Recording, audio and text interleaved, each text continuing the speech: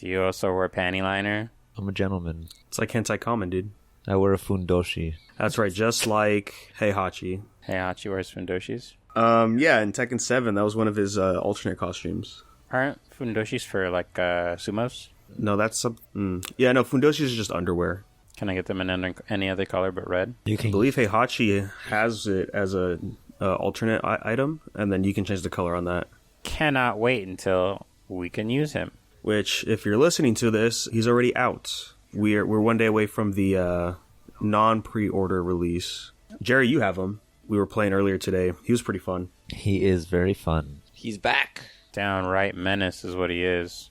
Yeah, like if you can combo string his moves together, he can be really menacing. They all hit very hard. His brow is furrowed even more. He has a fist on his chest, so that's pretty cool. That looks like there's still some bugs with him. I saw this tweet of a clip, and it was like the final round of the match. It's against a Devil Jin.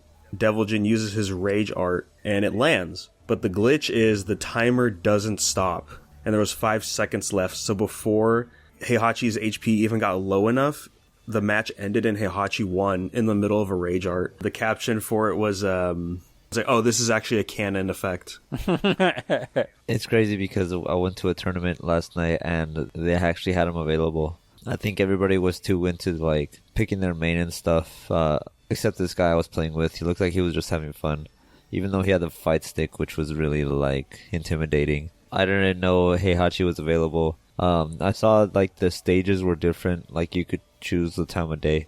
I forgot there was like an update which added all of that along with Heihachi. So he chose him and it was pretty cool. You know, honestly had forgotten how Heihachi moves. I let him use his rage art on me and I proceeded to watch him. It's fun. And the times I did use Heihachi, it makes me feel like I want to pick him up. I resonate with his anger. And with his release, of course, was his new stage. And to a lot of people's surprises, a lot of upsets, the stage is $5. It is not free, does not come with the deluxe edition, which has the season pass. And yeah, a lot of people are upset. Harada came out and wrote like this huge ass explanation of basically why. His answer was, yeah, it really wasn't up to me. I should have done a better job in my position to talk to both sides, people working on the game and like marketing publishing side.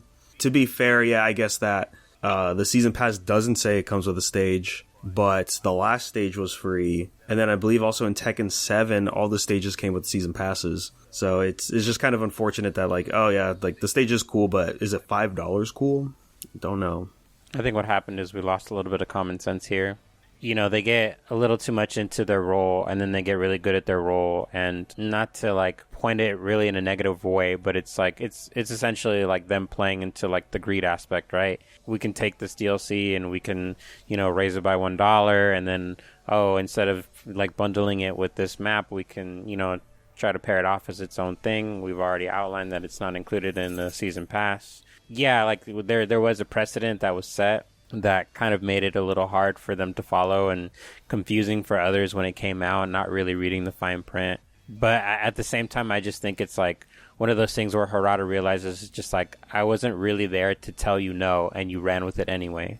I think it's one of those things where we can all recognize like Harada shouldn't really need to be there to tell you no. But in this case, the thing fell through the cracks because obviously you kind of played into that role anyway. You're just like, okay, we're going to go in this route, thinking that people are just going to vote with their wallets basically and not really give a fuck. So I do resonate a lot with basically how he feels in his tweet, but I also like can see the underlying message where it's basically like, yeah, I didn't get to be on top of it, but you know, like basically like common sense wasn't in the play with this other studio here, so that's my fault. Yeah, and I guess also like on the producing side or publishing side, okay, the first stage was free, we got that out.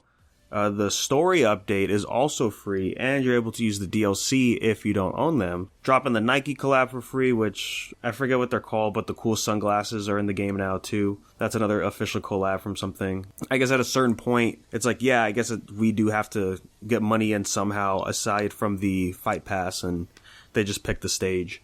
Again, at the same time, it's like, it's just a stage. Like, it's not on my priority of stuff to buy for Tekken. You know, like I could just always wait. Yeah, I agree. I mean, inevitably, like all games, you know, we come into the cycle where everything is going to get discounted heavy because, you know, it's going to be out of circulation soon. Like, it's just not going to match to whatever next fighting game is going to come out, you know. This game, Tekken 8, going to be in the FGC circuit for a while. And following this, you know, we're going to have Sparking Zero. That's also going to be in there for a while. I just know it. You know, like, we can just tell what the big ones are going to be. We have Guilty Gear because Guilty Gear's new season is coming out. So we're still going to have that in circuit for a while. And then all the other games are just kind of like Axis, like anime games, like, you know, Grand Blue and Fate Stay Night and like all that other stuff. All that other stuff kind of doesn't matter to me. But like the big three, I think, like right now that we're looking at would be Tekken, Street Fighter. Yeah, definitely Street Fighter, because Street Fighter 6 is doing good now in its new season. We're also getting MVC back. Hopefully, you know, new competitions. Yeah, I don't know if Capcom's doing any official tournaments for that. I would be remiss if they did not. I mean, honestly. I mean, I know it's an old game, but come on. How many people were waiting for that fucking game? The other sad part about that is, I don't know if we talked about this yet, but that game, for 6 games, is, I think, $59.99 in the PlayStation Store. It's $50. Oh, it's $50. Okay, I don't want to say that. I don't want to say that's fair. I really don't. Oh, I think it's fair.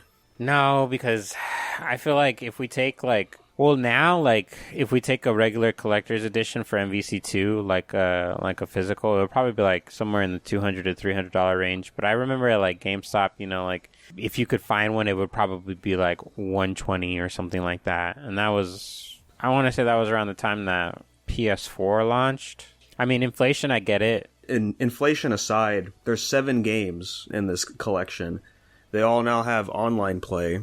All of them are fighting games except for the Punisher. So there's 6 fighting games. They all have online. They all have ranked. They all got training modes. And, you know, they added a bunch of extra content to make it more of a quote-unquote like modern retro fighting game. Doing the $50 price is fine. They could have easily done $70. $40 probably would have been perfect, but $50 is the sweet spot, I think. I feel like $40 also would have been perfect. Like, I know that I'm bitching about $10 extra, and to most people it's like, who cares, it's $10 extra, but I think it does matter. Like, and I'm not really trying to like stretch this on too much, but I do know that our currency on the PlayStation Store is like cheaper than other countries. But it's just the currency rate. That's just the big thing. There was some indie studio, they were talking on, the lead guy was talking on Twitter about like they're trying to fix that so that way it's all relatively the same price on Steam, but like there was like some pushback or whatever and they have to wait a while. But that does suck. Like I always hear Willie and Pat talk about that right there in Canada. Games are $90 and now they're only going to be more once they hit, you know, the $70 price out here. That's like $110 or something. I'm going to be looking forward to MVC when it goes on sale. Hopefully it'll go on sale before the end of the year, like for Black Friday. But I also am looking out for the, what is it, SNK versus Capcom collection? Yes, that is dropping, I believe. Well, it's 2025, but it'll probably be like in February or something. Yeah, that'll be really cool when that comes out. So we're going to be in it, man. Yeah, no, I'm super hyped for that too. Like the fact that like Project Justice is on there too and Power Stone, it's going to be so cool. Dude, when was the last time you guys played Power Stone? Power Stone is such a good game. Never played Power Stone? Power Stone is such a good game. I played it for the first time back in August. Oh, yeah? Tell me about your experience. How and where did you play it? Played on my friend's Steam Deck when we were out and about. Your friend let you use a Steam Deck? Ooh, romantic. Well, he gave me a controller while we played. Aww. And yeah, it was fun. It's a cool like 3D game. Interesting mechanics, right? Like it is a fighting game, but the goal is to collect the Power Stone so that way you can get your transformation and be OP for however long it lasts. And can it go up to 4 players? I don't remember. Yeah, I think the first one was just 1v1. I don't know if the second one was... I like the character designs. It feels of the era, full of soul, as some people would say. Even the transformations were pretty cool. You know, I think about the same thing when it comes to the PS5 Pro. If somebody's going to be looking at this thing and be like, what kind of game can I make with this that really stands out and that would make somebody think like, I'm really glad that I bought a PS5. I mean, there are none. That's why nobody wants one unless you fucking... Yeah, that's why the meme is PS5 has no games keeps like popping up literally every time I scroll Twitter. And it's not like it's the console's fault. Like it's happening less and less now, but a lot of games are still coming out for the PS4, right? So it has to be able to run on the PS4 which means it's just going to get held back on PS5. So that kind of sucks. I mean, you don't see that on like the big AAA games, but a lot of like indie games and stuff, yeah, like they're just going to be, I guess, held back a little bit. But I don't know. It's not like indie games really need to use all that processing power like to the full extent, right? Right. Not that they need to, or it's more like just a want at that point when it comes to how much time and dedication that they want to put. The other thing about that too, like just kind of talking about what you're saying, is like the studios themselves, they have to pay for a dev kit. Right, so they basically have to reach out to PlayStation and go through all the appropriate channels and all the appropriate applications to basically set up their game on a PS5 console, and they're given basically a developer console, but they have to like pay to use the console. They're already putting resources and finances into an asset, and also like it's not a big. I wouldn't say it could be a big priority to get a PS5 dev kit. You could just still run PS4 games. It's essentially a PS4 emulator is in the PS5. So it's like there's no rush to make a PS5 version. You'll see that occasionally with some games. Like I did that game Gris from like a few years back, the side scroller thing, and just scrolling on one of the sales at one point, I saw it was on there, and I was like, oh, how come it says I could buy it? Like I already bought it. It was the PS5 upgrade. Like they went back and eventually just did a new version of it. Was it I know that some games do the free upgrade, and then some of them are having a purchase. So my understanding that Gris was like a purchase. Was it like $10 or something? No, it was a free upgrade. The only games where you have to pay is probably going to be like the big ones. Like we said last week, like Horizon, Death Stranding, etc. But I think smaller games, if a PS5 version does come out, it's more than likely going to be a free upgrade. I think that started with Ghost of Tsushima, right? Ghost is a little different, though, because it's the director's cut, and there's actually more content in that version, and more tweaks and stuff compared to just the base game. I think that's like a $30 upgrade. Yeah, because I think it was supposed to be like you said, like a Game of the Year edition, so it's going to include, the story DLC, and then it's supposed to include like the multiplayer function as well, which I think it also ended up being a standalone thing. No, I think you need Ghost of Tsushima itself. So it's not a standalone, but you don't have to play any of the story to get into it. Okay, so it's not $30, it's $20. So that's still not bad. I know like they did more resyncing with the lip animations for the Japanese dub. Yeah, and then I know Death Stranding, it's also a $20 upgrade, I think. And again, yeah, Death Stranding's director's cut had more content in there too. The photo mode for Death Stranding 2. Did you see that? Man, oh man, Kojima's just showing off his feet scanner, dude. It's crazy. Yeah, TGS happened while we were away. Kept forgetting to check it out, but yeah, there was a Death Stranding presentation. Yeah, I didn't check it out yet, but yeah, I saw that there's like new photo mode stuff to do with some of the characters. I think he's making a clothing line too. I saw that. All the jackets are so sick. Yeah, they're fucking rad. Jackets were kind of giving me Naruto vibes, but I was like, fuck it, dude, I'm down.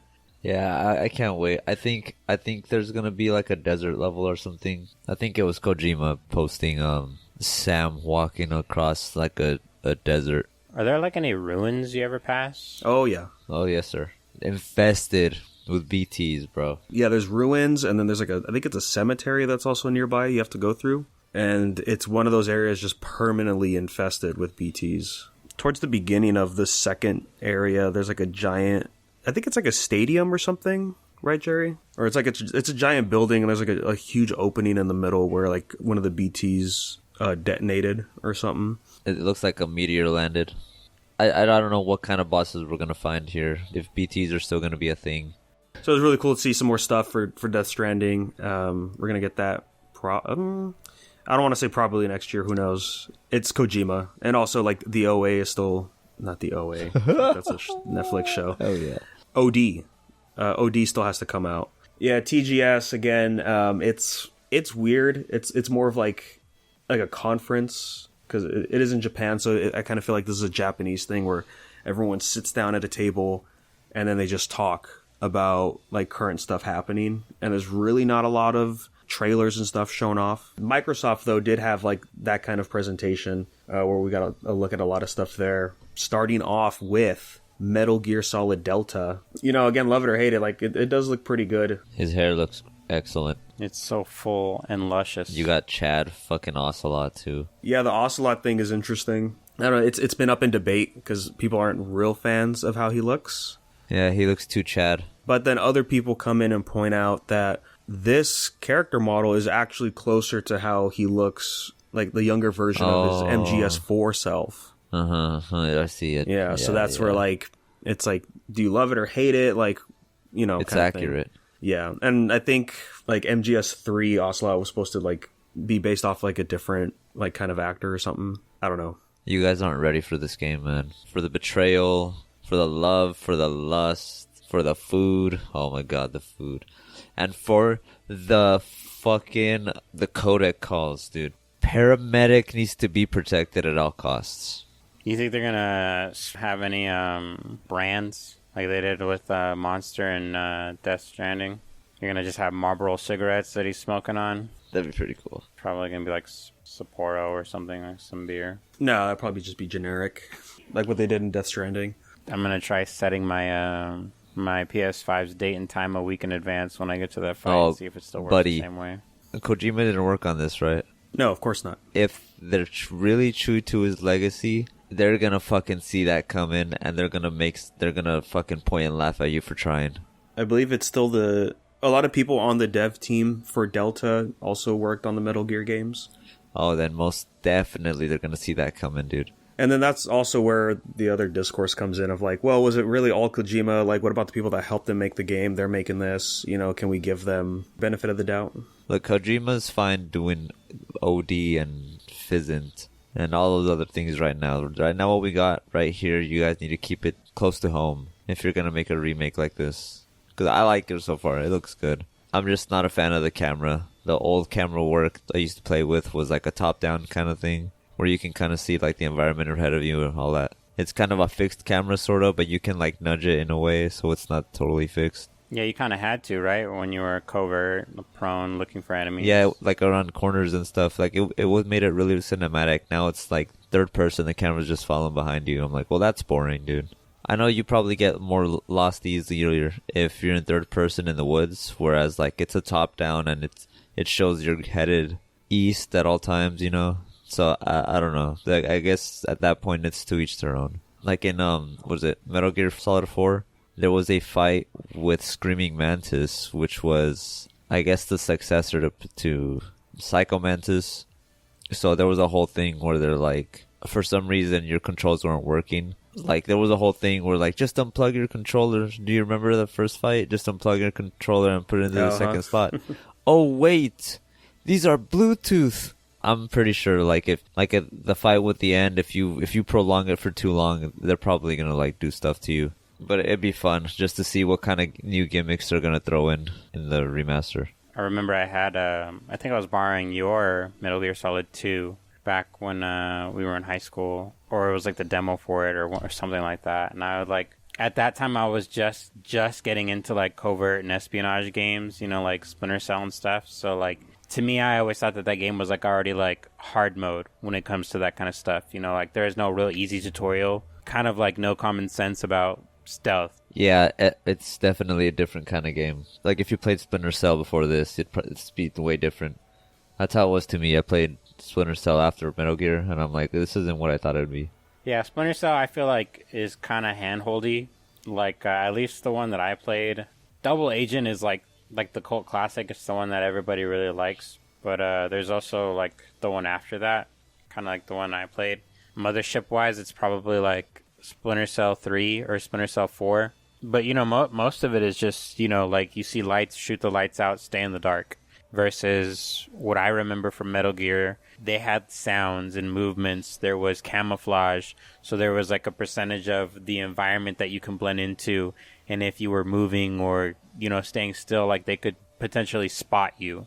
All these variables and all sorts of things that you had to take into account. You could just tell, like it was a game kind of set up for not just like I want to say adults, but like probably like older adolescents, like almost adult teenagers, like people who at least understand like what all of this is and what all of it means. Nothing just like regular kids could get into normally. I think in your case, you know, your dad kind of brought you into Metal Gear, so it was just kind of like him walking you through or explaining things a little bit here and there kind of got you more into it than as if you just kind of going into it yourself. Yeah, I'd be lost totally. Like, I probably would have never picked it up if it wasn't for my dad. Like, well, especially back in the day, like, I don't have the fucking, the knowledge of video games can be fucking cinematic. Like, I slept on that for sure until, like, I woke up playing Metal Gear 3, and I'm like, what is this? And then from then on, it's like, I've just been looking for games that are like Netflix shows. Like, Red Dead is a good example. Every time I play, it's like, I just watched another episode. God of War is up there, too. For things like The Last of Us Part 1, I feel like this was a really good, like, cinematograph type game. I want to say they're, like, essentially, like, different scenes, like, with Ellie and Joel and their development with each other. So things like that. And yeah, it does, like, really remind me of, like, Red 4 Dead 2. There are a lot of games, honestly, that I feel like kind of deserve that respect of, like, best cinema game, you know? Like, there were definitely some good contenders. I'll throw Skyrim on there. I don't even care. I did Platinum Skyrim the other day. I'm done for a while. I'm going to say for a while because I don't know, like, if I'm going to come back to play modded. So we'll see. Yeah, you are. Shut up. Yeah, you Shut are. up, I know. I'm just taking a breather right now. Dude, if they bring Skyrim together to the console, you know it's over, man. Like, I'm coming back, no question. Oh, absolutely. We're doing it, Yeah. man. And we're going to make you do it too, Danny. Oh, yeah, Danny. I'm okay. No, I gave it a try. Because you're going to be doing it with us. Give it another try. It's just not my genre of games. It's because there was enough multiplayer. It'll be different. Yeah, I'm sure the multiplayer would be fun. Yeah, I don't know. Yeah, so after the Delta trailer, they showed off the My Hero collaboration with Overwatch. That's a thing. yeah, that was weird. I mean, hey, at least the models look better than the shitty Cowboy Bebop costumes that they got. It does not make me want to go back, but they looked alright. Who do they all have in there? It was like I think I saw Deku, Ochaku. Tracer is Deku, or is it Yeah, All Might's Reinhardt. I don't care. I don't care. You got Tagashi, you got Ochako, you got... I think that's it. Whatever, they're trying to keep the game alive, so that's something. You know, the Fortnitification of games. You just gotta cross over with everything in the world.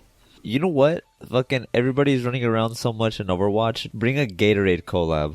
Oh, bring back the days where just brands were all over the place on video Fuck games. yeah, bro. I want to see Tracer with the Cheetos hoodie. That would go so hard, bro. There was a screenshot. Correct me if I'm wrong, Gerry. It was probably Snake Eater or one of the early MGS games. There was like an Axe t-shirts or something. What? Shut up, dude. In Metal Gear? Oh, Peace Walker. You can get a shirt that has the Axe logo on it. Oh, I guess Mountain Dew as well. Posted that on Twitter, and the guy said, "Now, if you saw this today, you would think this is a shit post, but this was real back then, and it was awesome." Dude, the thing about Peace Walker is the cutscenes are like they're like comic books, they're like graphic novels, and there's something charming about it because it's so fucking good. And that's actually Big Boss, dude. That's not Big Medic. That's actually Naked Snake. That's like the Yakuza PSP games, the spin-offs. The cutscenes are like comic strips. After that, we just got to look up more Indiana Jones. It's whatever. But we got the Japanese voice for Indy. It sounded pretty cool. Do you think you guys are gonna hop on that? No, I've only seen Kingdom of the Crystal Skull. Really? Yeah, Really? I never saw him growing up. Yeah. No, dude, that's not good. That is, bro. Raiders of the Lost Ark is goated, and so is the one after not the one with Shia LaBeouf. It could have been the one before. That's the one I'm talking about. Not that one. Temple of Doom. Raiders of the Lost Temple of Ark. Doom. Yep. Yeah, those two were fucking goated, dude. Hey, we got a cool game that got revealed. Tanuki Pawn's Summer is a cool little indie game where you're a tanuki on a bicycle delivering stuff. This is my kind of vibe right here. This reminds me of the other game that I was telling you about not that long ago. It's called Thank Goodness You're Here. Going through town, just helping everybody out. There's nothing like precedented, like nobody's in mortal danger or anything like that. It's not like a stressful type game, It's just like here are your little objectives, go here. It really reminds me of do you remember the Goose Game? Yeah, Untitled Goose Game. It has like the similar aesthetics to Animal Crossing. There's a cool waifu in there, or waifus, excuse me. And you get to do parkour with the bike, so that's pretty cool.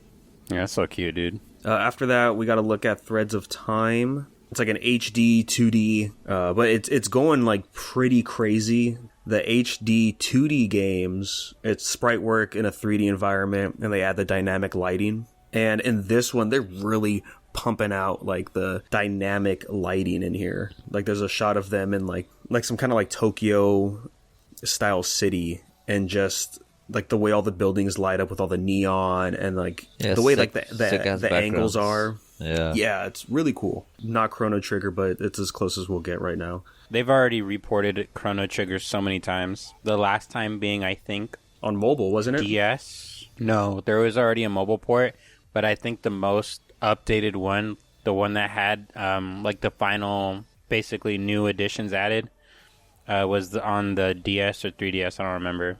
This next one's kind of crazy. Yeah, the next game, we got another look at Fragpunk.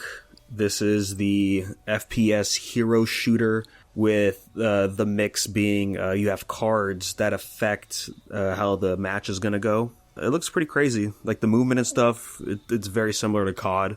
After that, we got another look at Metaphor, and then the demo came out right after that. I ended up not touching it, but I think... did you ever get onto it yet, Oscar?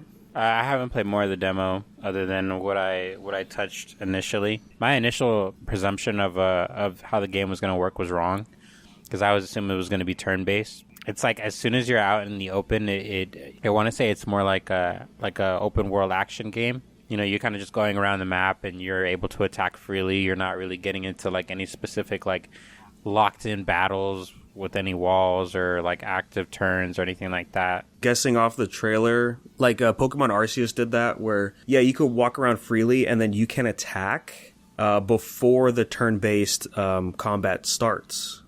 So if you can do enough damage before it triggers the turn-based, then you'll defeat the enemies, or you get a head start by attacking them first. Transistor from Supergiant, same thing. Like it's technically a turn-based kind of combat, but it's like their own like spin on it, but you can walk around freely and hit the opponents before it triggers. And then that's releasing on the 11th, right? Yeah, October 11th. After that, we got Asura Jang Rumble. I don't know, Dan. I'm kind of tired of MOBAs. That's just me, though. Is it also a battle royale? Okay, that's interesting. Oh, so next, we got a big trailer for Bleach Rebirth of Souls. I was wrong, because the last time we talked about it, I was assuming that we're going to get the 1,000-year Blood War stuff. But based on the trailer, it seems like we're only going up to the end of the Aizen arc. Also, potentially just not even up to there. Like, the whole trailer was with Ukiura.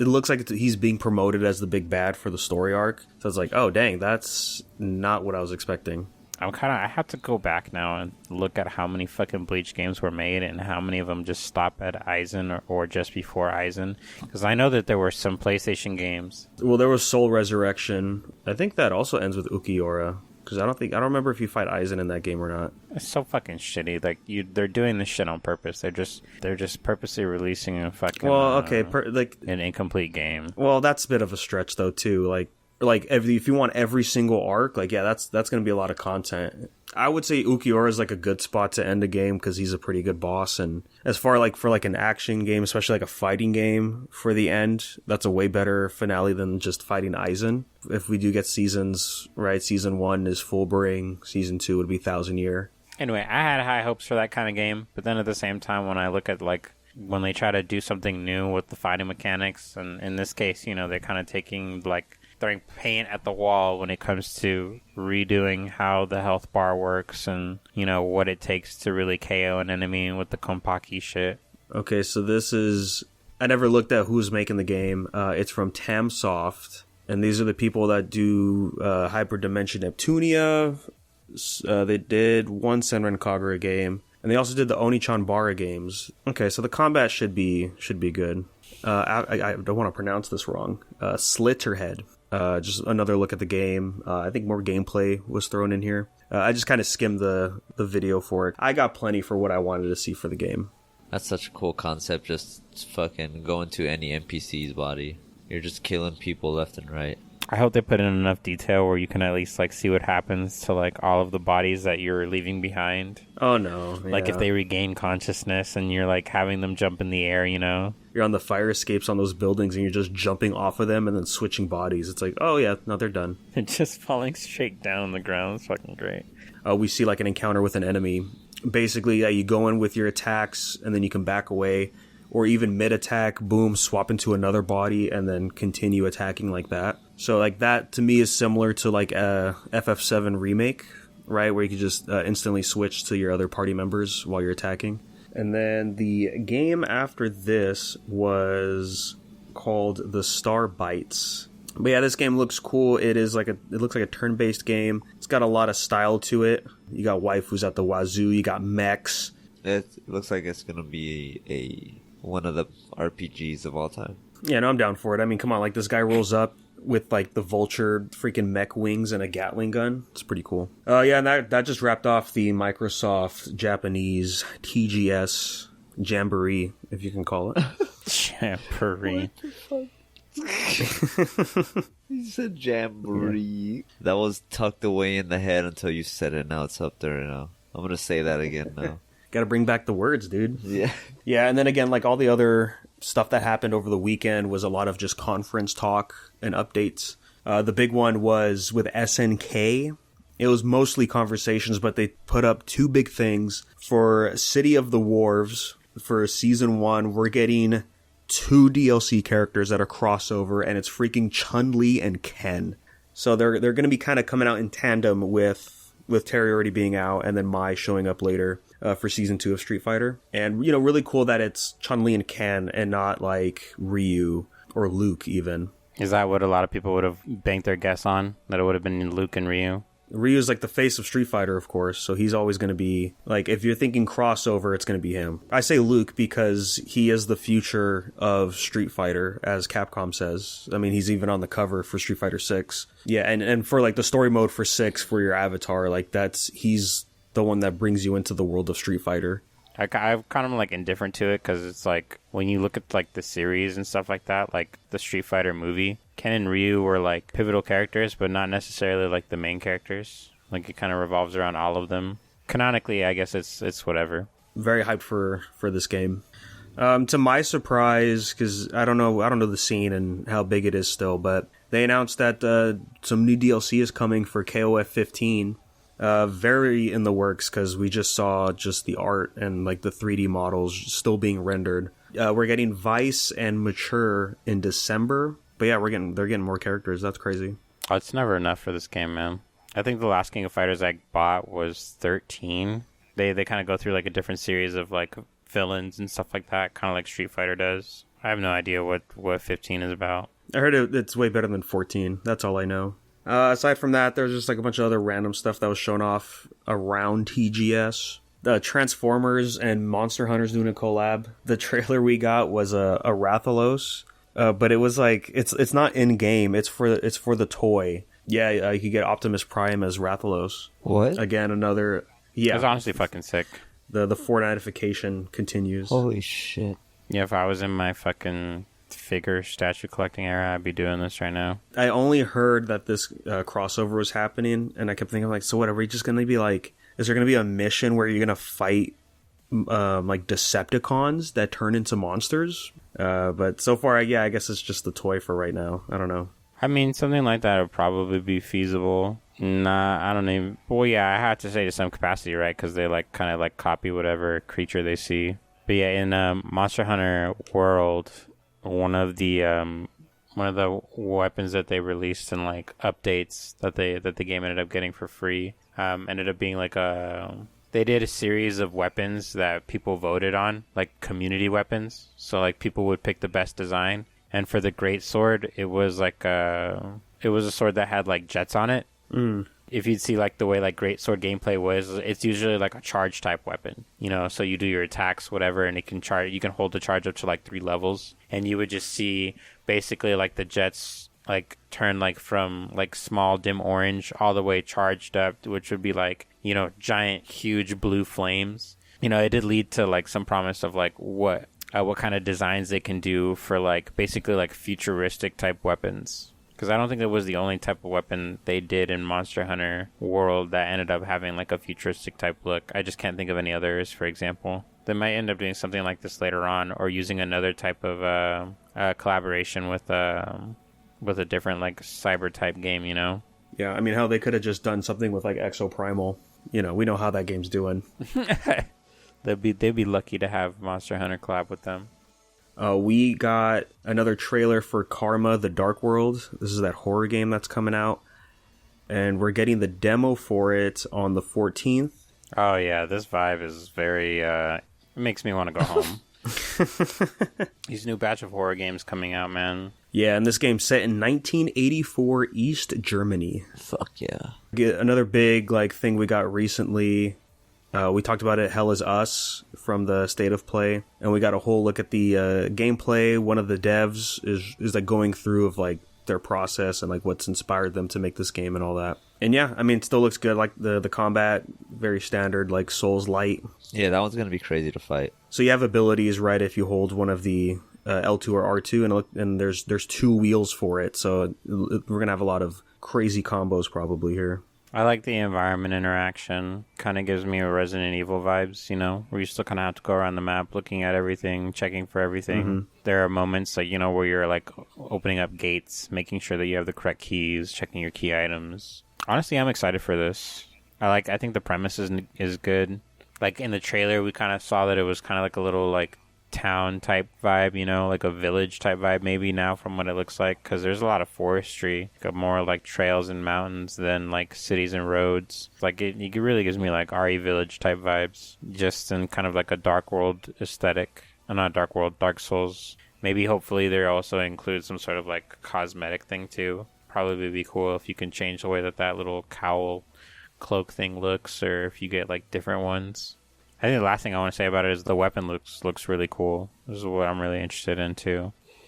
Like it looks like you have like some sort of like a shifting type weapon. Like it'll just shift into different forms. You get fucking dual hatchets. You get poison pools. I'm in, dude. Yeah, the whole light aspect thing is going to be interesting. Yeah, just pretty much planning and setting up your stuff like that. That's pretty cool. I don't know if you want to talk about it a whole lot, Oscar, but JJK's over and blew out the candle on that one, dude. Goddamn. Yeah, and like I'm like, okay, maybe the fight will be good. No, it's just a lot of, I don't know.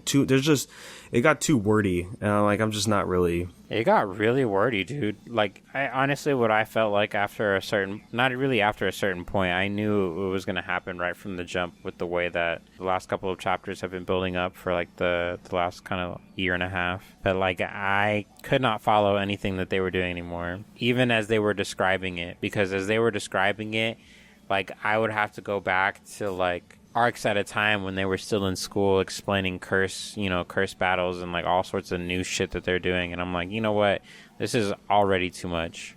Like, you having to like explain why your domain expansion having to be set at a certain point like would supersede his reverse curse technique, and how he's like burning through his energy, and the final fight was setting up so much exposition as to why like one person couldn't overpower the other person, or why there was no one situation where like obviously the person who was then beginning to overpower the other couldn't just end the battle outright. And then as soon as like, you know, all the cards are played, they start introducing like all of these characters kind of left and right to kind of just basically sacrifice themselves. There's really no other way to put it. Like, you were just kind of just fodder.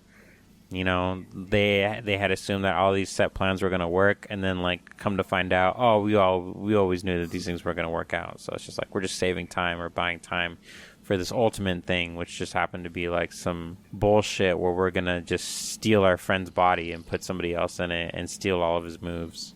Yeah, and then the fucking like plot armor shit of like characters were just okay at the end, and it's like, I thought like we weren't going to be afraid of like having characters die because they're fighting Sukuna. Like with Demon Slayer, you know, as much as, you know, love it or hate it kind of thing, at least with the final fight, a lot of people died. And it's like, yeah, because this is a big deal. And just seeing it in here, it's like, yeah, at least like the main cast, they're fine. Even a character, I'm like, this dude, he's just dead.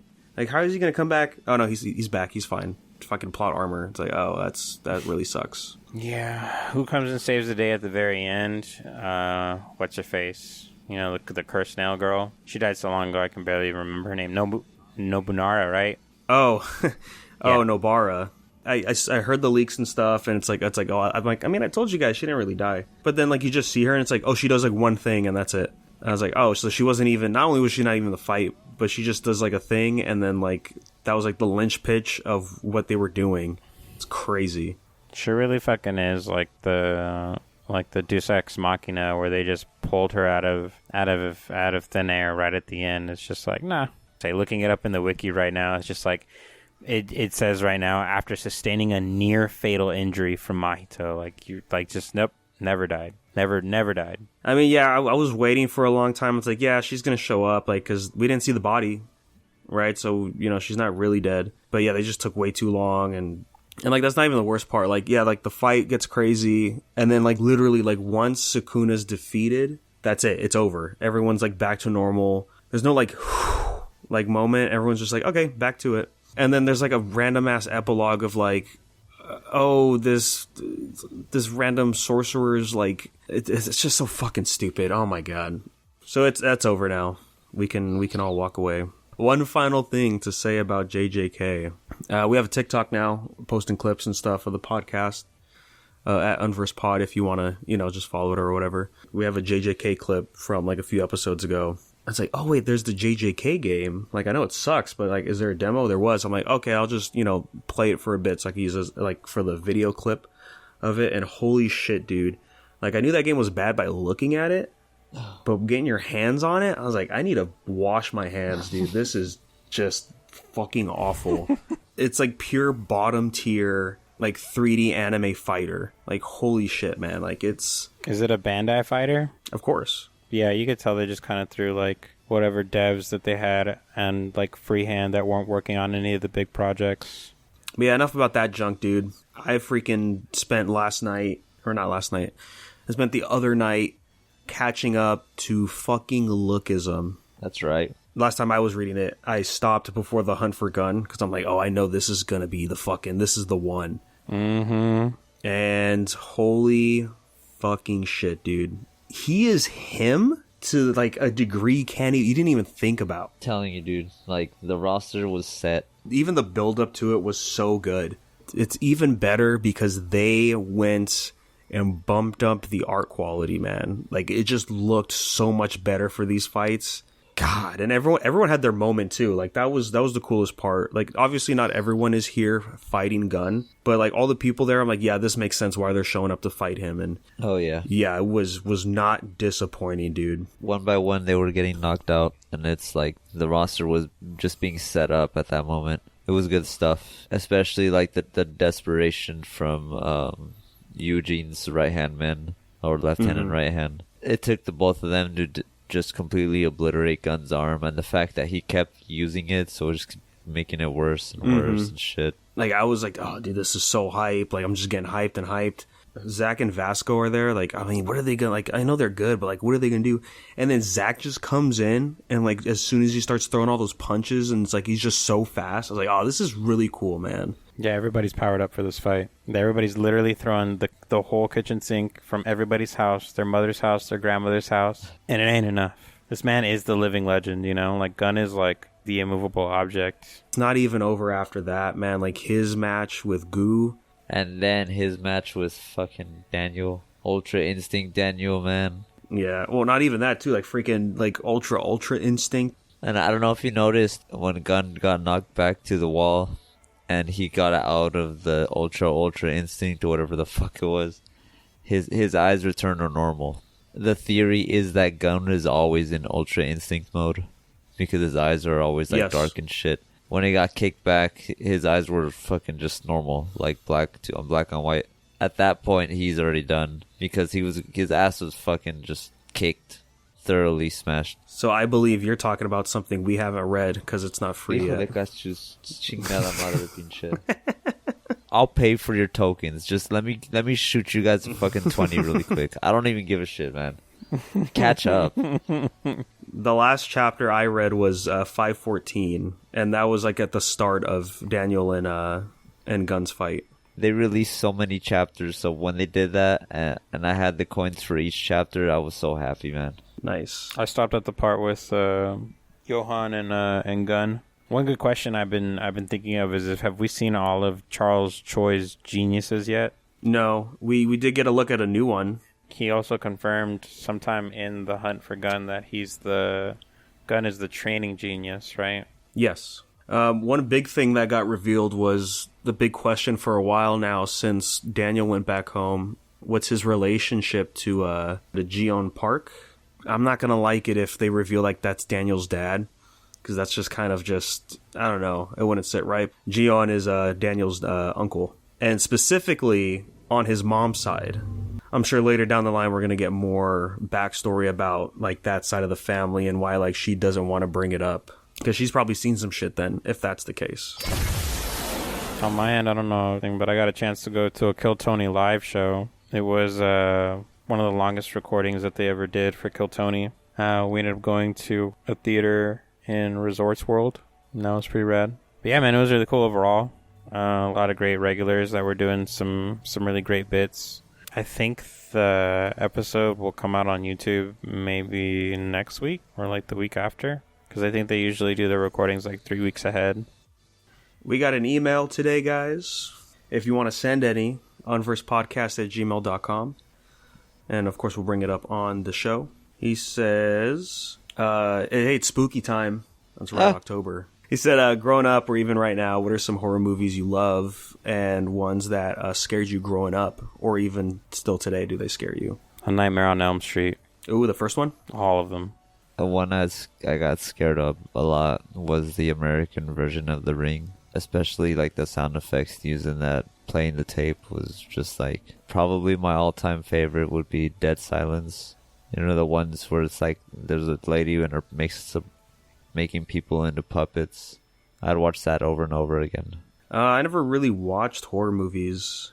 Like, I've only seen a handful. I mean, they don't really scare me. I just think they're good. Like It Follows and As Above, So Below.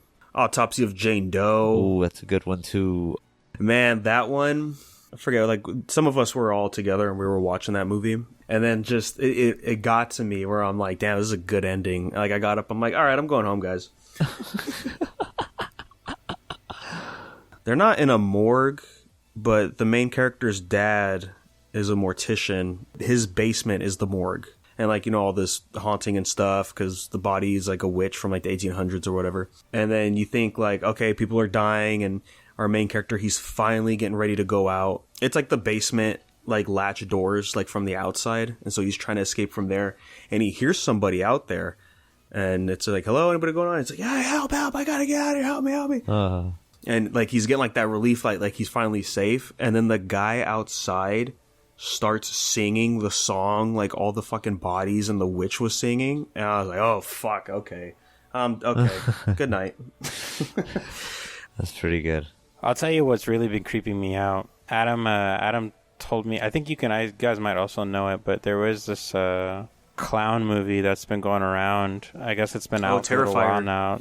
That is quite literally terrifying to me, honestly. I think it was the second one. Adam shared a clip with me. Like, it was like a scene where, like, the girl's like in a Halloween shop. The clown is just like staying silent the whole time, like a mime, but it's just like following really close behind her and, like, obviously just invading her personal space. And, like, at any point you really feel like, oh, he's just gonna fucking literally, like, gut her right here. He's gonna wear her like a skin suit here in the store and walk out of her with a fucking price tag on it. Like, the whole time, the whole fucking little scene just keeps you in suspense. I won't really spoil what happens, but obviously, yes, someone just does die at the end of the scene. But it's just so fucking creepy, man. Clowns are so goddamn creepy.